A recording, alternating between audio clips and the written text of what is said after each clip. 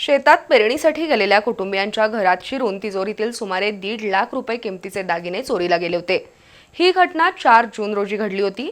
या प्रकरणी गुन्हा दाखल झाल्यानंतर अवघ्या 24 तासात करवीर पोलिसांनी संशयित वैभव पडवळेला बहिरेश्वरमधून अटक केली। त्याच्याकडून चोरीतील ऐवज जप्त करण्यात आलाय। पोलीस निरीक्षक रवींद्र कळमकर यांनी पदभार घेतल्यानंतर अवघ्या 5 दिवसात 2 गुन्हे उघडकीस आले आहेत।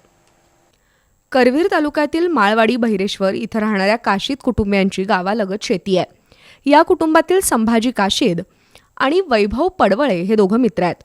त्यामुळे वैभवची काशीद यांच्या घरात ये-जा असायची। 4 जून रोजी काशीद कुटुंबीय रानात पेरणीसाठी गेले होते।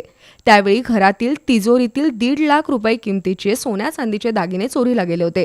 संभाजी काशीद यांनी तक्रार दिल्यानंतर करवीरचे पोलीस निरीक्षक रवींद्र कळमकर यांनी घटनास्थळी जाऊन पाहणी केली। दरम्यान अंमलदार सोमराज पाटील आणि प्रकाश कांबळे यांना गोपनीय बातमीदाराकडून मिळालेल्या माहितीनुसार खुपिरे फाटा इथं सापळा लावण्यात आला। एसटीतून उतरून खुपिरे गावाकडे निघालेल्या वैभव पडवळीला पोलिसांनी ताब्यात घेतलं। त्याच्याकडे चोरीतील 1.5 लाख रुपये किमतीचे सोन्या चांदीचे दागिने सापडले।